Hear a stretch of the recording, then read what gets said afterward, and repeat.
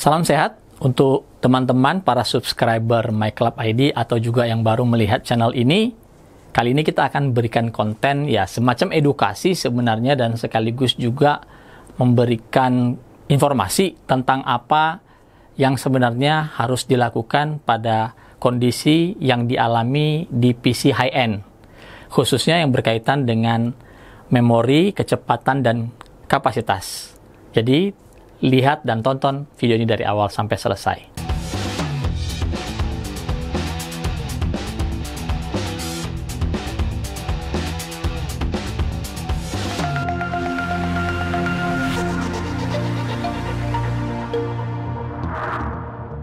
Rasanya memiliki memori berkecepatan tinggi di atas standar dan juga kapasitas yang besar itu salah satu menjadi spesifikasi utama ketika kita mau membangun atau memiliki sebuah PC high-end yang memiliki core banyak ataupun memiliki kecepatan prosesor yang kencang, motherboard yang mahal, premium, dan tentunya memori yang juga premium.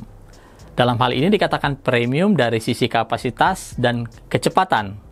Tetapi tidak sedikit juga yang salah dalam meracik karena persepsi yang tidak tepat terhadap satu kombinasi antara memori, prosesor, dan motherboard. Sebagai salah satu contoh yang dialami customer kami beberapa saat yang lalu, mereka atau dia membeli memori 2 set seperti yang ada di depan saya ini, memori G-Skill Trident Z RGB DDR4 4000 32 GB. Jadi satu setnya 32 GB atau 16 GB kali 2. Dibeli 2 set, berarti total dia memiliki 4 keping dengan total kapasitas memori 64 GB. Lalu dipasangkan pada motherboard seperti yang juga kita pakai dalam video ini, yaitu Gigabyte Z590 Fusion G dan prosesor Intel Core i9 11900K. Yang menjadi masalah atau komplain dari dia adalah saat dia memasang keempat-empatnya, memori ini tidak akan bisa boot kalau XMP-nya aktif. Dalam hal ini kalau XMP itu aktif berjalan di DDR4 4000 dalam kondisi 4 modul terpasang dengan kecepatan dual channel. Ingat ya, kalau pada platform dual channel seperti Rocket Lake atau Core i9 11900K dan Z590 chipset, itu maksimum mode memori berjalan adalah dual channel.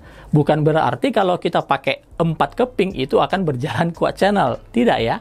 Quad channel itu untuk Intel hanya bisa dimungkinkan berjalan pada chipset X299 atau platform Intel dengan LGA 2066. Soketnya 2066. Jadi nggak bisa di soket LGA 1200 seperti yang kami pakai ini. Oke. Jadi kembali ke permasalahannya, dia tidak bisa menjalankan memori ini 64 GB, 4 kali 16 GB pada mode XMP atau DDR4 4000. Sistemnya menolak booting. Tetapi kalau hanya 2 keping yang dipasang, dia berjalan dengan normal, tidak ada masalah. Pertama sekali yang menjadi masalah adalah persepsi bahwa kalau memori itu sudah ada QVL untuk dual channel, maka kalau saya pakai 4 keping dalam dual channel, dia akan berjalan. Tidak. Kalau kita perhatikan di QVL baik itu di vendor memori ataupun vendor motherboard, di sana jelas mereka akan memberikan konfigurasi berapa keping atau berapa modul yang terpakai saat mereka melakukan QVL. Dalam hal ini, memori DDR4 4000 atau di atas ini, ataupun hampir semua memori yang ada di QVL itu berjalan atau dipasang pada 2 keping memori saja, bukan 4 keping. Jadi QVL ini hanya berlaku untuk 2 keping memori berjalan di dual channel. Demikian juga saat kita mau membeli. Kita beli ini kan per dual channel, 2 keping, bukan quad channel kit atau 4 keping. Meskipun nanti dipasangnya di dual channel motherboard ya. Sehingga kalau sudah dari QVL di motherboard ataupun memorinya itu hanya menggunakan 2 keping, persepsi kita tidak bisa. Lalu kalau saya beli 2 set untuk yang dual channel kit, maka dia akan berjalan juga. Sama sekali tidak. Hal berikutnya, kita harus perhatikan spesifikasi kecepatan memori yang didukung oleh motherboard. Itu ada di website. Dan perhatikan untuk yang Z590 Fusion G, ada 2 huruf dalam tanda kurung. Dalam kurungnya itu OC. DDR4 3200 tidak OC. Tetapi di atas itu semuanya ada dalam kurung OC. Artinya apa? Bahwa kecepatan memori di atas 3200 atau yang menjadi standar dari kecepatan Rocket Lake itu disupport by overclock. Overclock itu artinya tidak ada jaminan itu bisa berjalan. Kita harus kembali merujuk pada QVL. QVL itu yang ada di website motherboard sesuai dengan model motherboard yang kita pakai, dan juga QVL yang ada di website memori sesuai dengan model atau tipe memori yang kita akan pakai. Kita akan buktikan dengan mencoba menjalankan 2 keping dulu di sistem kami ini. Kita bisa lihat CPU Z menunjukkan frekuensi DDR4 itu berjalan di DDR4 4000 dengan total 32 GB dual channel, per modulnya itu 16 GB, artinya 16 kali 2, 16 GB kali 2. No problem.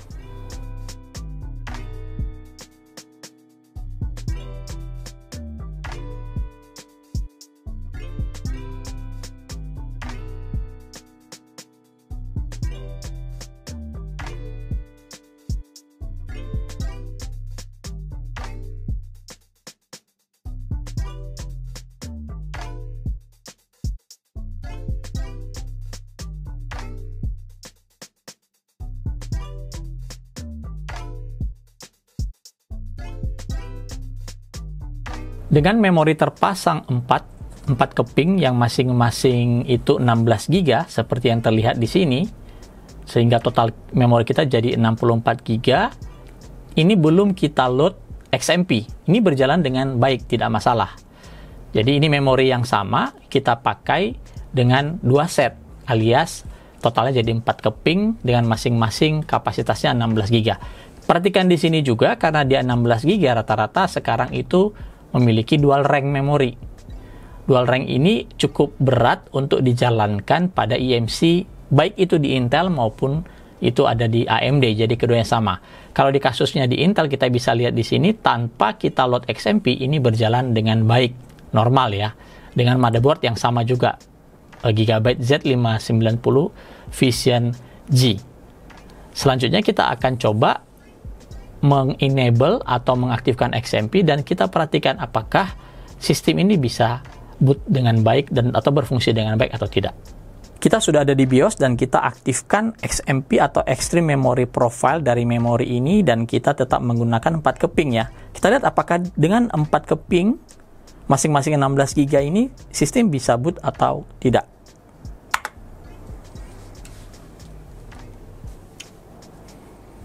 Kebetulan di motherboard ini tidak memiliki debug code, tapi kita bisa lihat dari LED yang ditunjukkan. Sekarang LED itu yang menyala di bagian RAM atau memori.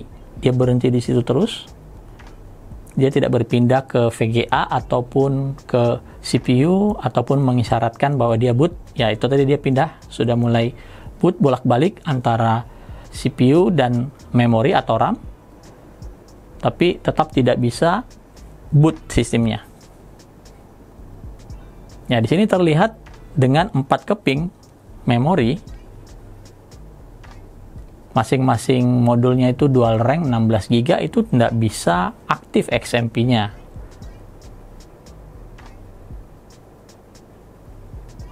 Ya, masih tertahan di situ, dan biasanya kalau proses ini kita biarkan, dia akan otomatis nanti reset dan kembali ke settingan default tanpa XMP enable. Tanpa XMP enable alias XMP itu masih disable. Setelah kita mencoba beberapa konfigurasi, kita sudah tadi coba DDR4 3800, 3600 dan tetap tidak bisa berjalan dengan total 64 GB memori. Akhirnya kami bisa boot di DDR4 3200 sesuai dengan kecepatan standar dari prosesor Intel Core i9 11900 atau Rocket Lake ini. Kita bisa lihat di sini memori yang sama, motherboard yang sama yang kami pakai menjalankan memori 4x16 GB di DDR4 3200. Oke, tadi kita sudah lihat bersama-sama bagaimana konfigurasi 4 DIMM dengan dual rank dan 2 DIMM dengan dual rank memiliki hasil yang cukup jauh berbeda. Sebenarnya video ini memberikan satu gambaran bahwa tidak semuanya memori berkecepatan tinggi yang berkapasitas besar seperti 16 GB per modul tadi itu bisa berjalan XMP seperti apa yang diklaim oleh si vendor memorinya. Tetap kita harus melihat lagi apakah memori ini bisa berjalan di motherboard yang akan kita pakai, ataupun bahkan lebih jauh lagi ke prosesor. Karena IMC prosesor itu memiliki toleransi yang berbeda-beda. Apalagi ketika kita memilih menggunakan memori yang memiliki kecepatan XMP itu speednya cukup tinggi di atas kecepatan standar.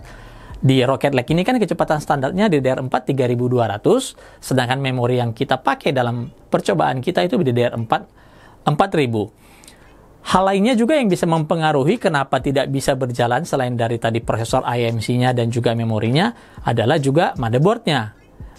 Desain motherboard di memori itu ada beberapa macam. Khususnya sekarang kalau kita dengar itu ada yang namanya daisy chain. Daisy chain itu optimum untuk 2 DIMM. Sedangkan kalau ada yang bilang ada juga desain yang mengistilahkan nama T-topology atau T-topology. T-topology itu sangat optimum untuk 4 DIMM. Ya, ini karena signalingnya itu lebih optimum untuk 4 DIMM. Tapi maupun baik itu daisy chain ataupun itu T-topology, itu nanti semuanya juga tergantung pada kemampuan IMC yang ada di prosesor. Makanya dalam spesifikasi di motherboard, apapun vendornya, mereka akan mencantumkan OC pada speed di atas kecepatan standar dari motherboard ataupun prosesor yang dipakai. Demikian video kami kali ini, semoga bermanfaat. Dan satu pelajaran penting, kita jangan menghabiskan uang kita untuk membeli memori yang kencang, tapi ternyata nanti pakainya speednya di bawahnya atau bahkan jalan pada angka yang jauh sekali dibandingkan apa yang harusnya kita harapkan. Demikian video kami kali ini, sampai ketemu di video selanjutnya.